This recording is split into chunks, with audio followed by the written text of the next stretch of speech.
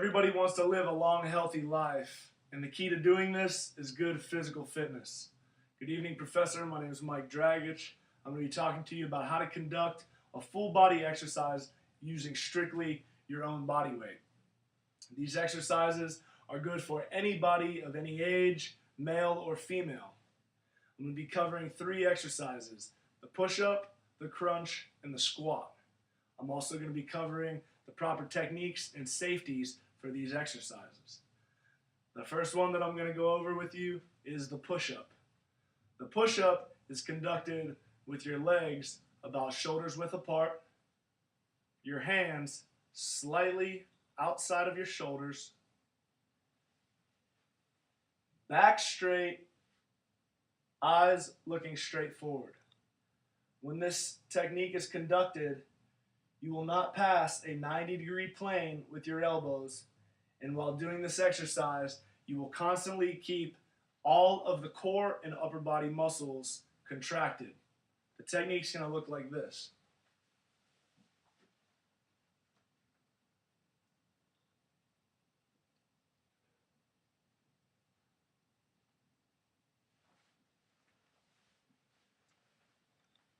Keep in mind, when doing this technique, you want to inhale on the way down, exhale on the way up. This is going to also not improve the strength of your upper body and core, but it's also going to enhance your cardio as well. We went over the push-up. Next, we're going to go over the crunch.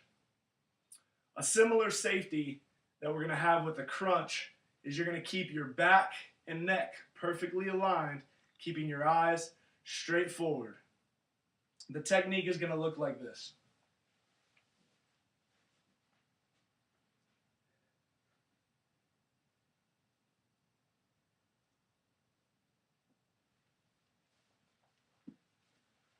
When conducting a proper crunch, you are going to constantly keep your core tightened up. Your hands will grab your biceps. Your forearms will be tight to your stomach. When you come up to the top of the crunch, your forearms will touch the top of your thighs, coming back down until your shoulder blades touch the deck. This is how you conduct a proper crunch. The benefits of these crunches are to build good core strength that, again, not only builds strength, but they will also help out when it comes to running and doing other exercises to improve your endurance. Going from the crunch into the squat, I also want to tell you that there is one more safety. Along with keeping your back straight, your neck aligned, looking straight forward, you're also going to make sure that your legs aren't too far spread apart and not too far together.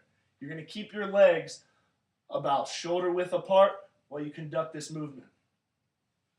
Using those safeties, you're going to look forward, you're going to drop down to about a 90-degree angle with your lower body.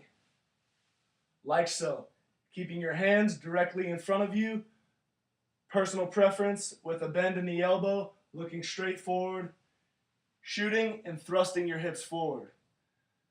This exercise is going to work on your glutes, your quads, and your hamstrings. One personal thing that I like to do myself is add some calf raises into these squat exercises. When doing these calf raises that you can add onto these squats is legs shoulder width apart, contracting the muscle all the way up as far as it can, heels back to the ground. It's a simple squat, yet very useful for the lower body.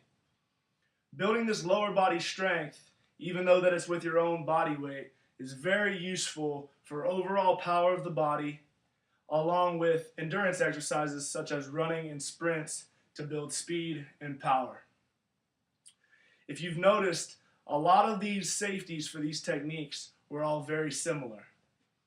Along with being very similar in the safety procedures, they're also very similar for how much they benefit our own personal fitness. When doing these techniques, they not only build strength, endurance, but they also build flexibility. You want to have a strong body, good cardio, and good flexibility to build overall good personal fitness. Your cardio, you might be thinking, why do I need to run? Why can't I just look good? A key to having good cardiovascular endurance is having a good heart rate, and it also boosts your immune system. We went over today how to conduct a full body workout using only your own body weight. We've covered the upper body along with the full core and also the lower body. We've covered the push-up, the crunch, and the squat. The safeties of these techniques, also the proper techniques. One last thing that I'd like to add is a little bit of a routine for these exercises. When doing the push-ups, you want to do max reps, as many as you can for as long as you can until you have nothing left. Immediately switching into the crunches, you want to do about 2 minutes max reps with a minute break in between.